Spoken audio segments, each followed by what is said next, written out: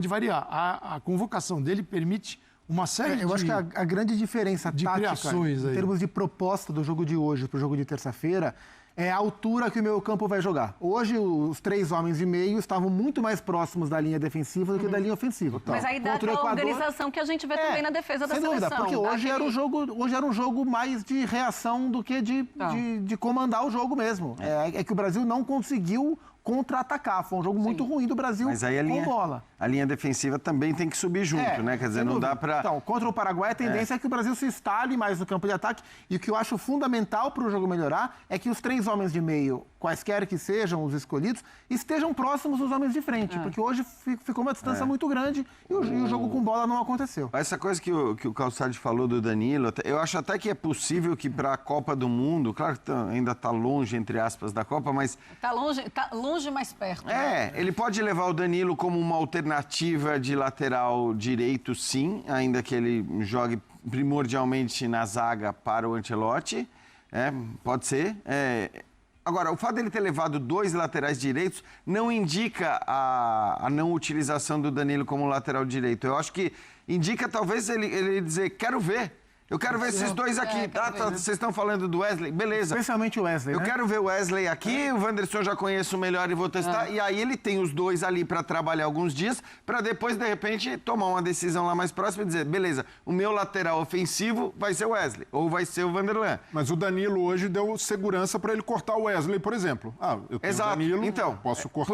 Por isso que eu acho que pode ser, o plano dele lá para frente possa ser, eu vou ter um lateral direito além do Danilo, por mais que o Danilo possa jogar na zaga. O que é uma pena para a seleção brasileira é que ela não tem um lateral esquerdo. Porque se você tivesse um lateral esquerdo daqueles... Foguetinho. Aqueles avassaladores, que era um Theo Hernandes, para ser, que nem vive o melhor momento dele. O Arana, que tem esse perfil, mas que infelizmente tem machucado muito, mas às vezes que jogou pela seleção, não foi nem sombra, né? Então, e no Galo também tem atacado melhor por dentro do que aberto. Aí você tem o Renan Lodge que falou, o preconceito contra o futebol saudita não é preconceito, Renan Lodge. Acho que na hora que você escolhe jogar no futebol saudita, você corre riscos. O Bento é um conceito. Mas tá convocado. É um conceito correto. Então, mas acho até que é um goleiro, tá? Não quer dizer que você não possa convocar jogadores que atuam no futebol saudita. Ô, Jean, o Renan deve ter visto ali, o Cristiano Ronaldo foi convocado para Portugal e só o Cristiano Ronaldo, né? Só o Cristiano Ronaldo. Só uma coisinha que o Bira mandou pra gente, um abraço, Bira Tanleal, Beijo, fã de Bira. esportes.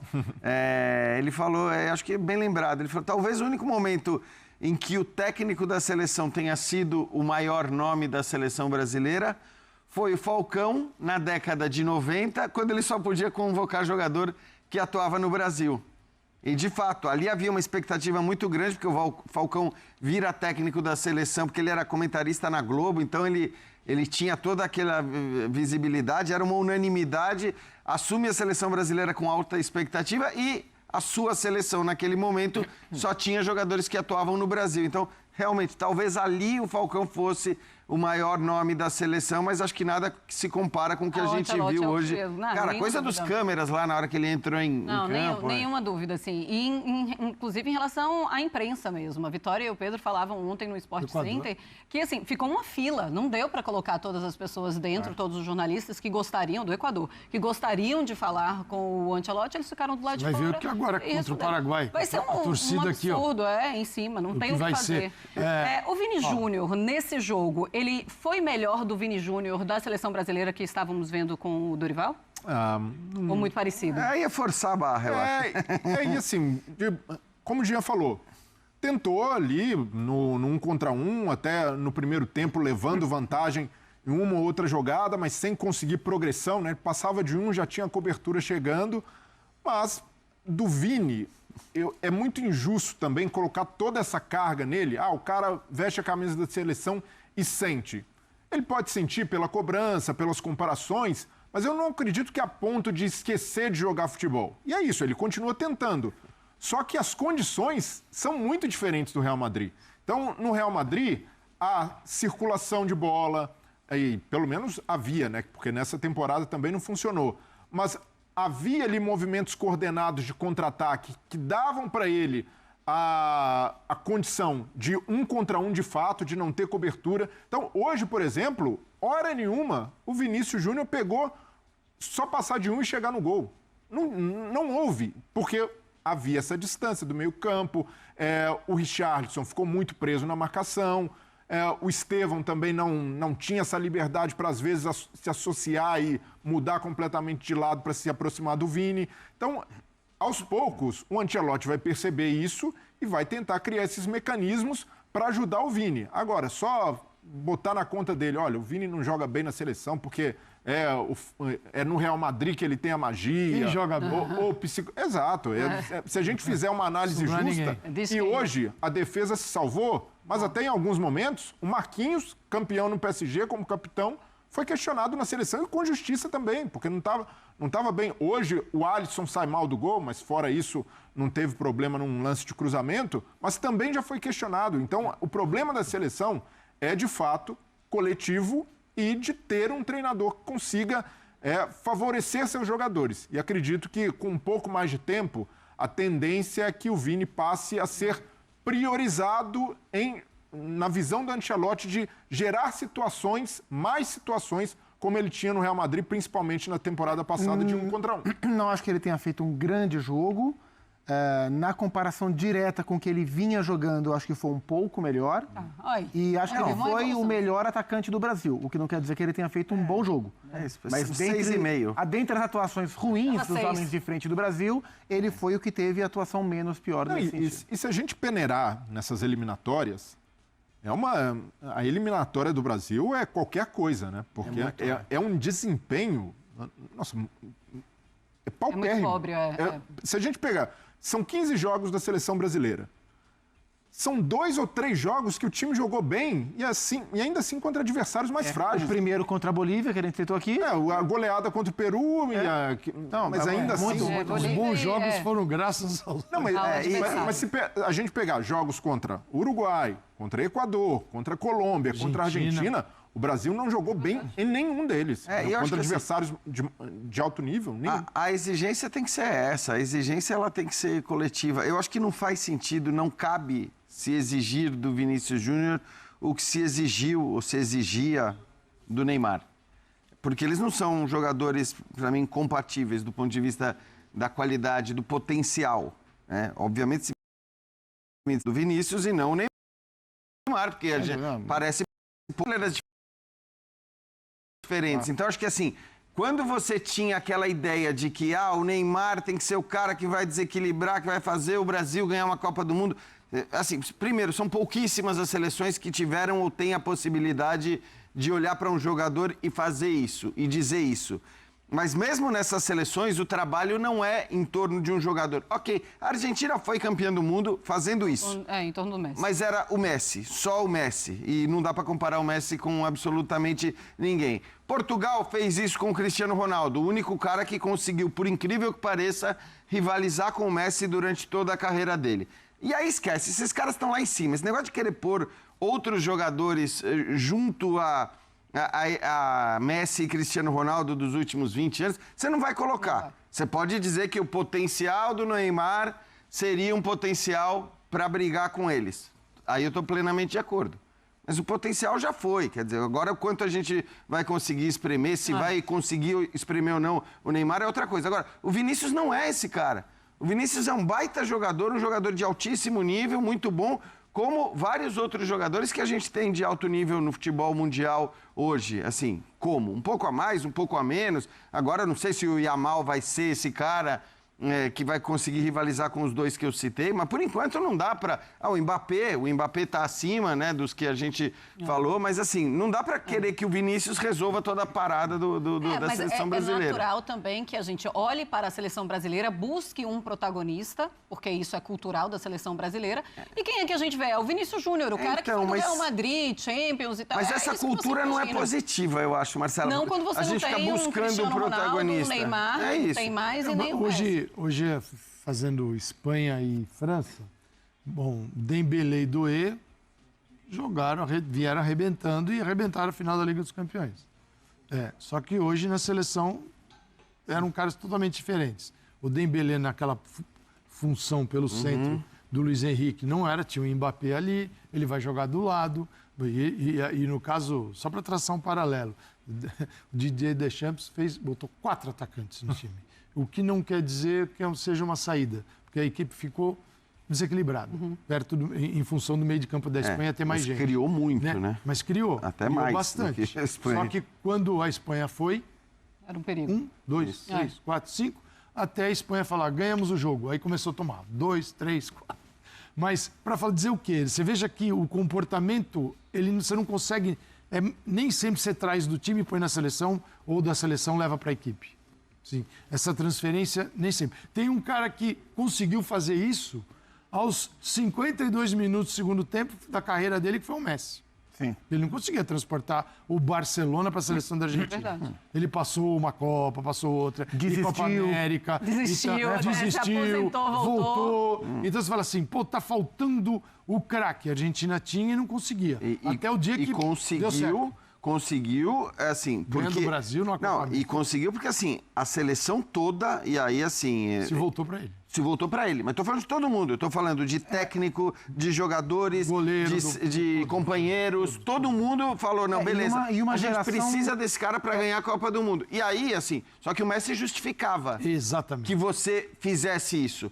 O Messi justificava você dizer, não, beleza, eu vou ganhar a Copa do Mundo por sua causa. Porque sem você, provavelmente, eu não ganharia a Copa do Mundo. Foi o que a Argentina fez, deu certo, poderia ter dado errado, mas o fato é que hoje o Brasil não tem esse cara. Bom, deu certo e continua dando certo. Continua dando certo. Mas hoje o Brasil não tem um jogador para dizer, seja pela... Poderia ser. E acho que o perfil de acredito. personalidade de uma geração, da geração do futebol argentino para a geração do futebol brasileiro é diferente também. Verdade. O nível de imposição que os atletas brasileiros mostram quando eles saem do contexto dos clubes e se apresentam na seleção, eu acho que diz muito sobre a maneira que os jogadores brasileiros são formados hoje. Acho que da geração do Neymar para baixo, e eu faço uma relação muito com o impacto que todo esse convívio com rede social, o impacto que isso tem na sociedade brasileira, no atleta brasileiro. Eu acho que a gente forma jogadores com menos capacidade de imposição fora desse contexto de clube. E acho que isso acaba atrapalhando que o Vinícius assuma o papel que a gente espera dele, que o Rodrigo assuma o papel que a gente espera dele. Mas por que você acha que no clube ele tem esse Porque contexto? eles estão dentro de um ambiente europeu. Então, mas nesse aspecto eu acho muito bom que... E os argentinos acho que têm uma formação um pouco diferente. Sim, é verdade. Mas os próprios europeus dizem isso da questão da... Mas é de formação de atleta, né? Não é nem... Não estamos falando e aí de a gente vai falar sociedade. de maturidade, da maneira como Hum. os jogadores eles são criados nas bases brasileiras, como eles saem muito cedo, como eles se adaptam muita aos coisa seus impacta clubes. nisso. Tudo isso impacta, além de saber com quem eles estão jogando nos seus clubes, nos seus grandes clubes. Eu não consigo conceber que um cara que consegue jogar, como vale para outros jogadores também, mas o Vini consegue jogar no Real Madrid.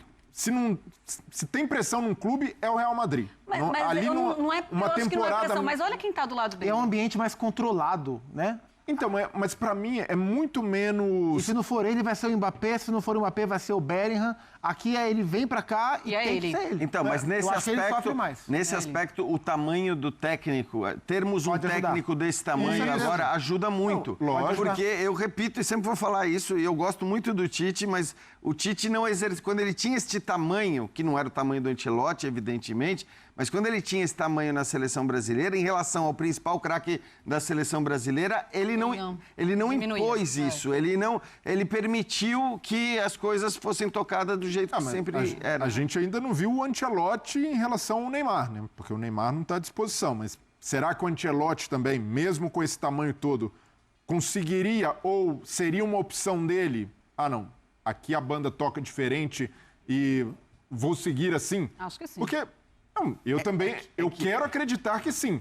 Mas se um cara como o Tite, que também tinha... Quando o Tite chegou à seleção, ele tinha o mesmo status do Ancelotti em relação à unanimidade. Sim, ele chegou... a unanimidade, não havia sim. contestação Ao tamanho, alguma. É por isso que eu digo que era o único momento que alguém, em relação ao Neymar, como você está falando, poderia ter sido um pouco mais duro, ter exigido mais profissionalismo. Hoje o desafio do Ancelotti é 1000 vezes maior, porque basta ver o que o Neymar tem feito no dia a dia da vida dele. Outro treinador teria convocado o Neymar Não, assim, maior... Acho que sim. O Dorival convocou. Mas eu acho que pro Ancelotti é menor, porque ele olha pro Neymar e fala assim, meu amigo, depende de você. Não, mas Quando então... você não apresentar o que eu preciso para minha seleção brasileira, eu não vou te convocar. Não, então, agora mas é que eu não acredito mas outro muito... treinador teria trazido o Neymar do jeito que ele tá. Não, eu acho da maneira como ele foi, acho vamos dar que um sim, jeito, vamos organizar mas a seleção em função do Neymar. Mas eu não acredito na atitude beligerante do Ancelotti. Isso não é a característica dele. Ele nunca vai chegar pro Neymar e falar as coisas. Você não tá mais. Isso ele não vai fazer. Até porque quem leu a biografia dele, né? Liderança tranquila. Ele vai transformar isso a favor dele. Exatamente. Mas agora, exatamente o que pode isso. acontecer é naturalmente. O que eu acho que pode acontecer é que naturalmente, quando o Neymar chega na seleção, né? Se ele chegar na seleção. Porque a gente nem sabe se isso vai acontecer. Mas quando o Neymar chega na seleção e olha para o Dorival Júnior, com todo respeito ao Dorival, o Neymar cresce, ele fica grande, ele faz o que ele quiser e tudo mais. O Dorival falou que estava preparando o time para o Neymar. Quando o Neymar era bom nem jogar futebol, era o tronco passando ali pro Dorival Zagallo. E ele machucado, e o Neymar machucado. O Neymar chega, olha para lá, para a cadeira do técnico, vê o Ancelotti sentado ali... A postura já muda. Claro. Pode não ser maravilhosa, pode não ser exemplar. Vale lembrar, o próprio PSG muitas vezes não optava por técnicos grandes ou mais duros, como é o caso do Luiz Henrique. Para não contrariar as crianças. Para não contrariar as crianças. Exatamente. As crianças. Então, assim, era... As crianças. E aí as crianças faziam o que quisiam, porque ninguém está discutindo a qualidade das crianças. Quando todas as crianças foram embora, eles ganharam a Liga dos Campeões. Eles ganharam a Liga dos Campeões. Aí trouxeram o Luiz Henrique depois. Porque antes de a gente perdeu muito tempo. A gente perdeu muito tempo fazendo besteira. Para não falar outra palavra. Mas sim, era uma... Transbordava, né? Foram anos fazendo besteira e à espera de Carlo Ancelotti. Aí tinha o projeto, primeiro projeto, segundo, terceiro, quase a gente vai para o quarto sem Ancelotti. E tá aí, veio o Ancelotti. Veio tarde demais. Veio dentro de uma conveniência para ele. Legal. Um ano antes do Mundial, não é o ideal, mas ele fala assim, Carlo Ancelotti está 4 anos nessa vida de seleção, treinando o Real Madrid, largar, nem pensar. E tanto que esses caras não treinam seleções na Europa. Sim. É difícil você ver um treinador gigante como ele treinar uma seleção. Geralmente os técnicos dos países não são os melhores técnicos que os países têm. Didier Deschamps está lá desde 2012. Olhando para todas as seleções, quem tem hoje o melhor treinador? O De La Fuente. A seleção brasileira. Tem uma história dentro da estrutura da Federação Espanhola de Futebol, mas não como treinador vitorioso e tal. Acho que até um bom treinador que poderia ter uma carreira fora de seleção, mas as seleções vão se virando.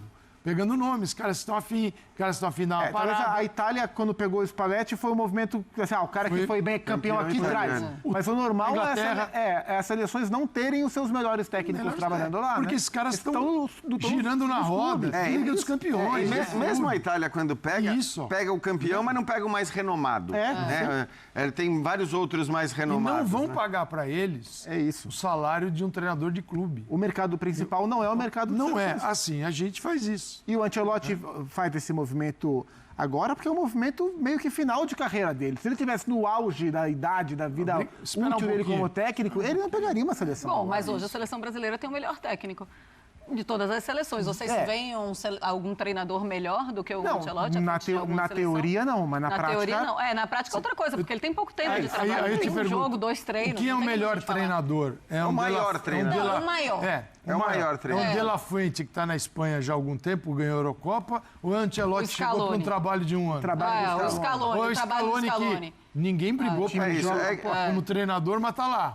Mas o maior treinador é o Ancelotti, é isso. É o maior. Olha, eu queria voltar para o jogo contra o Equador e queria falar no segundo tempo das modificações, das trocas do Ancelotti. A seleção melhora com as trocas? Ele faz alguma leitura que faz a seleção melhorar? Eu acho que há pouca mudança estrutural, assim. Ele troca mês por mês. Mas há uma visão muito clara, assim, muito correta, assim, com o que a gente estava olhando aqui. A gente falou que o Richarlison não foi bem. Na primeira troca ele tira o Richarlison. O Estevão não estava num grande... Na primeira troca ele tira o Estevão. O meio-campo não estava bem. Ele foi lá, tirou Bruno, tirou Gerson. Né? Então, assim, ele foi olhando dentro do que de fato não estava rendendo indo bem do ponto de vista individual.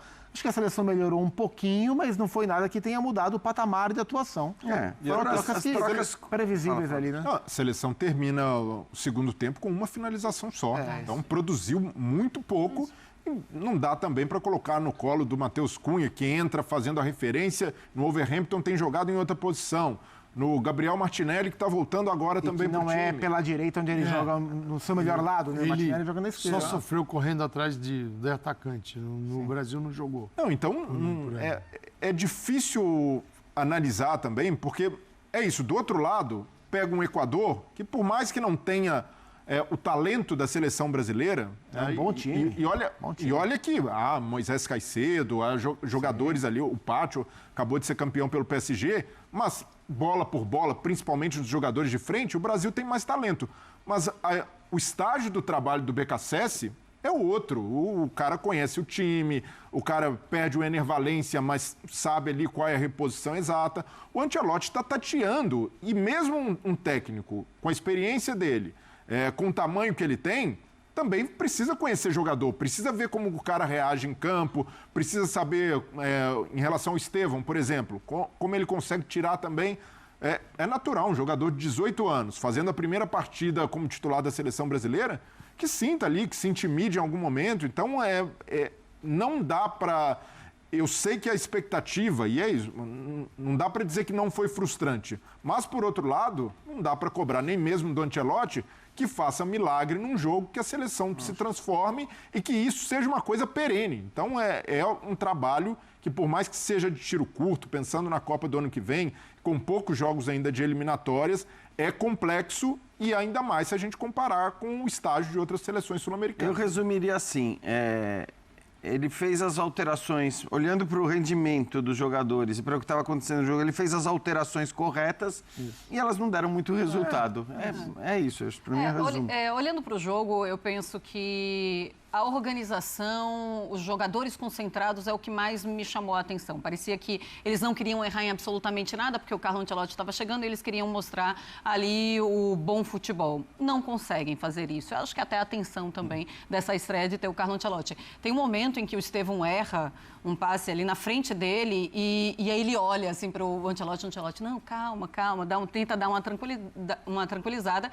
Inclusive, nos treinamentos, ele conversa muito com o Estevão. Ontem ele conversou muito com o Estevão, porque ele sabe que é um menino e sabe também que ele pode sentir nesse momento na hora que o Estevão sai, brasileira como titular. Ele vai lá abraçar efusivamente o Estevão. Tal. Acho que é o jogador que mais demanda esse olhar. Isso. E ele sabe disso. E ele não precisa fazer isso com o Casemiro. E é o técnico que recebeu o Vinícius muito jovem, que recebeu o Endrick muito jovem. O Rodrigo muito jovem. Ele sabe como é o atleta brasileiro dessa idade. Você pega o Valverde, o que o Valverde... Como chegou o Valverde, como ele... Que jogador ele é do Real Madrid. Então, assim, acho que é um cara que já fez esse trabalho, está disposto a fazer, porque não tem alternativa, você não vai perder um talento, porque você tem que desenvolver. E ele sabe que um jogador desse pode... E vamos ver, porque o Estevão vai ter um ano de Premier League.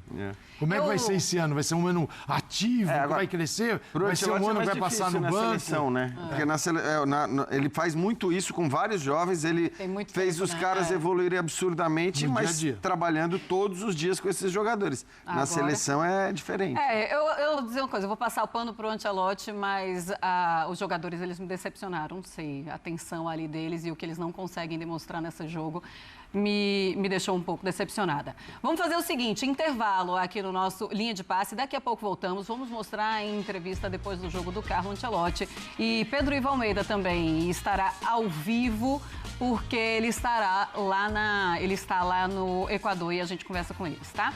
Segura aí, voltamos já.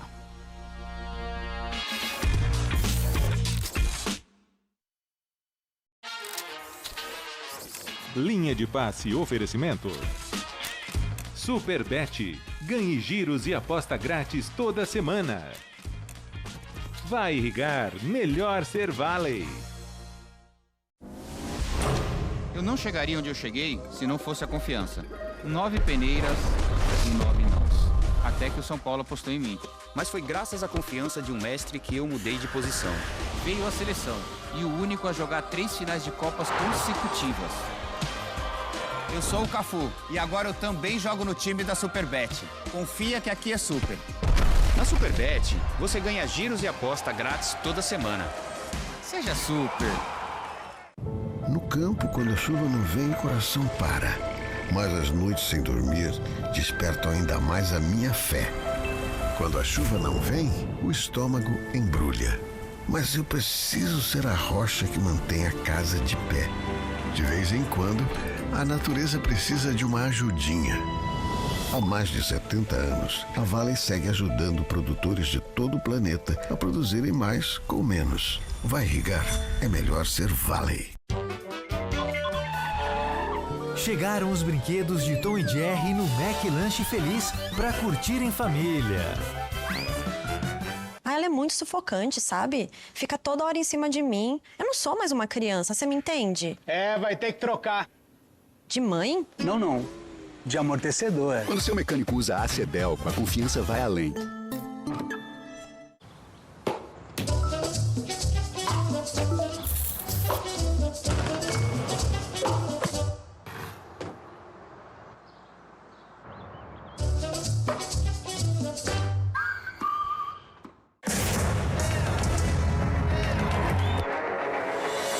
Torcer é bom.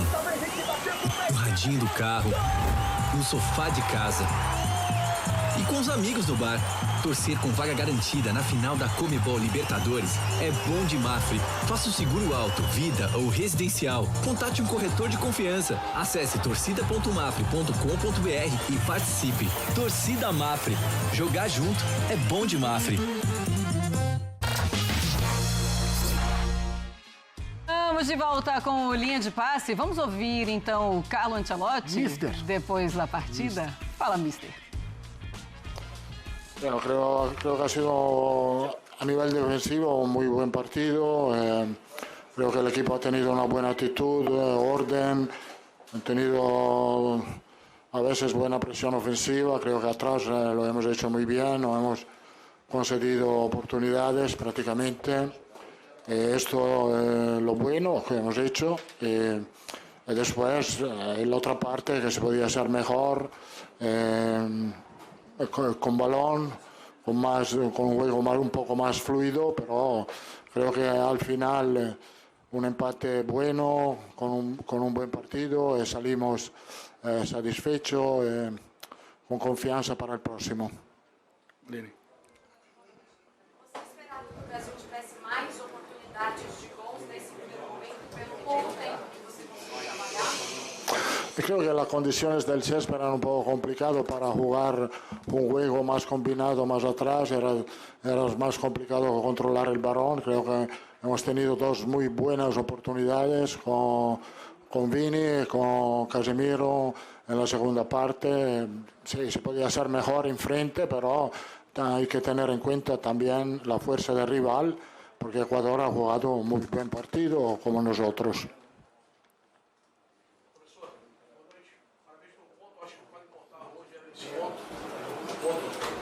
Classificação possível já em São Paulo. O Brasil hoje tem menos posse de bola, enquanto fosse trocado.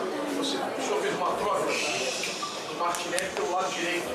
Qual é a sua ideia de colocar do lado direito? Bueno, los cambios no han sido cambios solo para meter un poco más de energía. Creo que Estevao como Martí, como Richarlison y como Gerson han trabajado muy fuerte, con mucho compromiso a nivel defensivo. Los cambios que he hecho era solo para dar más energía al equipo y solo por esto. Professor Ancelotti, o Júlio César do Portal Agora do Paraná. O torcedor tinha uma expectativa de um futebol já melhor nessa largada. Porém, um ponto é muito importante para o Brasil. O que a gente já pode projetar para terça-feira para o jogo contra o Paraguai? Yo creo que contra Paraguay va a ser un partido distinto porque tendremos más oportunidad de controlar el juego. Ahí tenemos que hacer un juego, como he dicho, con más ritmo, con más movilidad, con más intensidad y creo que lo vamos a ver acá a nuestra casa. Ele vai. Professor, o que você percebeu no jogo de hoje que você não quer que se repita de jeito nenhum no próximo jogo? O que você sentiu que faltou para que a seleção saísse com a vitória? No, como he dicho, faltaba un poco de juego de ataque porque creo que, aparte que creo que Ecuador ha defendido muy bien, no era tan sencillo buscar espacio entre líneas, hemos tenido dificultad en la salida y no siempre han llegado los balones limpios en los últimos tercios. Eso, como he dicho, no quiero ponerme excusa, ma el campo no era tan sencillo jugar en esta condición.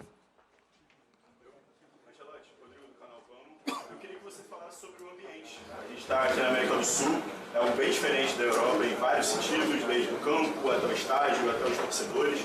Então queria que você falasse como você se sentiu nesse primeiro jogo pela seleção brasileira. Beh, un muy buen ambiente,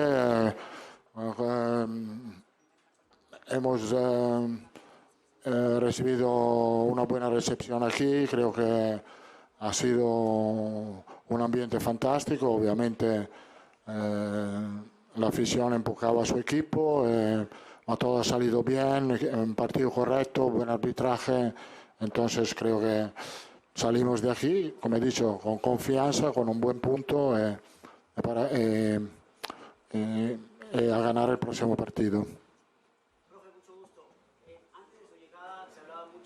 Altura, ahora decidió jugar a nivel de llano y claro, hablamos siempre que sobre los 1.800 metros sobre el nivel del mar siempre ha existido una particularidad y una ventaja, incluso a nivel psicológico, a nivel metabólico. ¿Usted cree tal vez que Ecuador dio alguna ventaja al jugar al llano?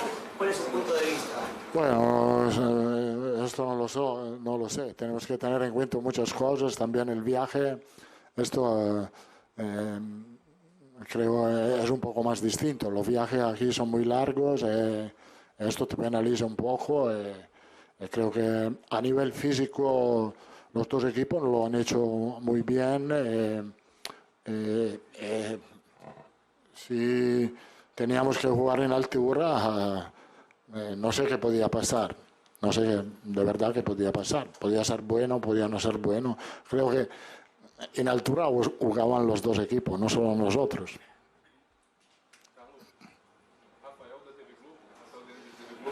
Como é que você acha que funcionou a sua comunicação com os jogadores? Você acha que conseguiu transmitir tudo que você gostaria para eles? Eles entenderam bem o que você pediu antes e durante o jogo também? Creo que lo que hemos hablado antes del partido, los jugadores han intentado de hacer, como he dicho, a nivel defensivo. El equipo ha jugado muy bien, en mi opinión no hemos concedido oportunidades claras a un equipo fuerte. Como he dicho, se podía manejar mejor el juego con balón, pero tenemos algo que mejorar en el próximo partido contra Paraguay.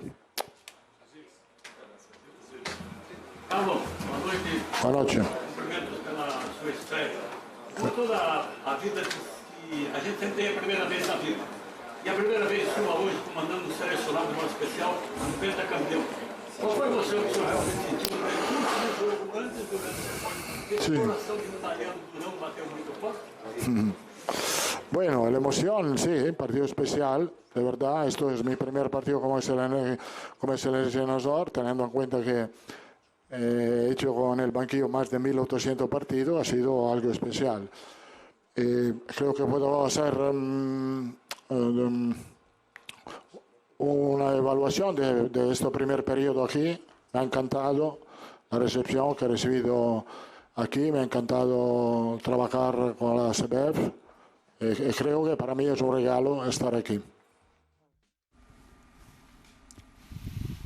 Muito bem, está em entrevista do Carlo Ancelotti. Vamos para o Equador, vamos falar, inclusive, repercutir também esta entrevista. Vamos conversar com Pedro Ivo Almeida, ele acompanhou o jogo da seleção em loco, lá no local, e vai trazer, então, as suas percepções também do Estádio Monumental. Pedro Ivo Almeida, muito boa noite, seja bem-vindo à Linha de Passe. Tudo bem, Pedro? Tudo bem, Marcelo. Um beijão para você, aos companheiros da bancada. Agora sim, participando aqui, uma luta, a estrutura está longe de ser das melhores aqui em Guayaquil, no estádio Monumental. A gente está aqui na porta do estádio, até por questões de direito, detentores ou não, a gente não pode fazer esse programa lá dentro. Estamos aqui na porta, muito tumulto, queda de internet, a torcida equatoriana compareceu em ótimo número aqui ao estádio Monumental. Aquela aglomeração que faz cair um pouquinho o sinal de internet. Até não sei se já passearam pelo assunto, mas antes da coletiva do Ancelotti, um assunto para mim sério, que custa muito para muita gente, me chamou a atenção. A tal punição de 25% da capacidade do estádio por conta de reincidência de cantos discriminatórios, não foi vista aqui não. Estádio quase que lotado, um pouquinho de uma arquibancada ali atrás do gol à direita das cabines de TV estava bloqueado no início do jogo, depois ao longo do jogo o pessoal foi tomando conta por ali, então vamos ver até que ponto a FIFA considera essa punição importante, vai cobrar o Equador, porque o estádio estava muito acima dos 75% que seriam liberados para essa partida. Sobre a coletiva do Ancelotti, eu consegui ouvir um pouco aqui, me chamou a atenção quando ele fala de não concedemos grandes chances ao Equador. Eu estou com ele, eu acho que deve ser um ponto a ser destacado. Perdoe se eu repetir algum comentário de algum colega, eu não acompanhei aqui o início do programa até agora. Mas acho que sim, se teve alguma coisa que deu para salvar de análise ali dessa estreia do Ancelotti, desse primeiro jogo do novo momento da seleção brasileira, foi o fato de que a equipe estava um pouco mais compactada, se defendendo um pouco melhor, travando um pouco mais, não deixando que o Equador chegasse, apesar da sua torcida empurrando com tanta tranquilidade, com tanto espaço, até que chegou, exigiu do Alisson, mas muita bola truncada, muita bola mascada, bola de fora da área, quase sempre combatendo. Agora, do meio para frente, não gostei do que vi aqui não, Marcela, não gostei. Acho que a ideia era uma com o meio de campo, não funcionou. Não funcionou como combate, não funcionou como criação, não funcionou do ponto de vista de arrastar para o ataque. Os homens de frente também achei bem abaixo. Estevão, um pouco que teve campo ali, mas acelerou, faltou uma tomada de decisão melhor. O Richarlison para mim muito mal, o Vini Júnior para mim mal, quando teve espaço para decidir. Teve uma bola só ali pela beirada de campo que ele cita. Depois a bola que rola para trás, o Casimiro acaba finalizando na mão do goleiro. Agora de resto o Brasil cria pouco e muitos erros de passe. Então com bola um Brasil ainda problemático. Sem bola, um Brasil que procurou se defender contra uma equipe que vem bem nas eliminatórias até aqui. Um saldo não sei se tão positivo, mas é bom lembrar. Muita empolgação pela estreia de um grande nome à frente da seleção, mas apenas 2 treinos e meio, para a gente achar também que veria uma revolução por aqui. Não era o que eu imaginava, também não foi o caso, mas acho que dava para ter sido um pouquinho melhor no momento defensivo. Casimiro, Bruno e Gerson, acho que dá para a gente repensar isso aí. Muita gente de cadência, de controle, mas pouca gente de mais pressão para acelerar, para girar, sair jogando, tentar levar um pouco mais, acho que faltou um pouco isso. O Brasil não controlou o jogo por ali, pelo contrário, viu o Equador controlando o jogo em muitos momentos. Então são situações que a gente vai analisar pouco a pouco nesse trabalho do Ancelotti, que também não é mágico, não faria a seleção jogar o melhor futebol do mundo aqui em menos de uma semana de trabalho no campo. Pois é, e 2 treinos e meio, como você falou, Pedro, realmente era algo muito difícil. Claro que a expectativa era muito grande, queríamos ver uma seleção muito melhor, mas os jogadores não conseguem desempenhar também tudo o que pensa o Carlo Ancelotti. Ele fala na entrevista, Pedro, e daqui a pouco passo também para os nossos comentaristas, que contra o Paraguai teremos uma seleção diferente, com mais posse de bola, teremos mais o controle da bola. Você imagina que isso já é ele dando alguma dica de que vai ter mudanças na partida contra o Paraguai? Marcelo, acredito que sim. A gente, ao longo de toda a programação hoje, Sport Center, depois Equipe F, do Mundo F mais cedo, a gente tentava fazer uma projeção do que seria essa partida e eu imaginava um Equador tentando controlar, um Brasil tentando competir e um Brasil tentando reagir. Acho que foi por aí. O Brasil se defendeu, conseguiu em algum momento competir, não conseguiu controlar e teve dificuldade para atacar. E falava também que no segundo momento, no segundo jogo, nesse segundo ato dessa data FIFA, eu imaginava um cenário diferente na Neoquímica Arena. Não é questão de acertar a previsão não, mas acho que o cenário do jogo, o desenho do jogo adversário vai nos levar a isso. Os 2 treinos e meio que eu falei, o time que entra em campo hoje, ele parte de uma formação testada na terça, durante muito tempo, um treino tático da terça. Na quarta-feira ontem, aqui no Estádio Monumental, na atividade de véspera de jogo, já foi um pouco diferente. Ele veio com o Ederson ali ao lado do Casimiro, ele veio com o Matheus Cunha na linha de frente, ora ao lado do Richarlison, ora sozinho, sem o Richarlison, com outros nomes ali o acompanhando. Então acho que sim, acho que a gente pode tentar imaginar peças diferentes, comportamentos diferentes. Eu não sei se as dinâmicas diferentes vão funcionar ainda, é pouco tempo de trabalho, ainda que seja maior. Amanhã um treino com muito pouca gente em campo, mas sábado e domingo treino com bola no CT do Corinthians, segundo um apronto ali antes do jogo de terça. Acho que teremos peças diferentes, tentativas de dinâmicas diferentes e o Brasil hoje fazendo o que o Equador se propôs a fazer, controlando o jogo do meio para frente, a entender como é que vai ser isso. Do meio para trás, acho que alguma boa notícia por aqui, de compactar, fechar, não sofrer. Não acho que o Paraguai você precisa se preocupar em não sofrer. Você precisa se preocupar agora no outro passo, em jogar. Não sei se teremos tempo para isso, mas eu queria ver pelo menos alguma ideia diferente do que não aconteceu aqui hoje. Marcela. Pois é, o pensamento dos nossos comentaristas aqui na mesa foram pensamentos parecidos também, viu, Pedro? Vou colocá-los aqui, então, na discussão e você também conversa. Estamos mais entrosados que o time do Ancelotti, então. Mas não tenha dúvida, afinal são muitos anos, né?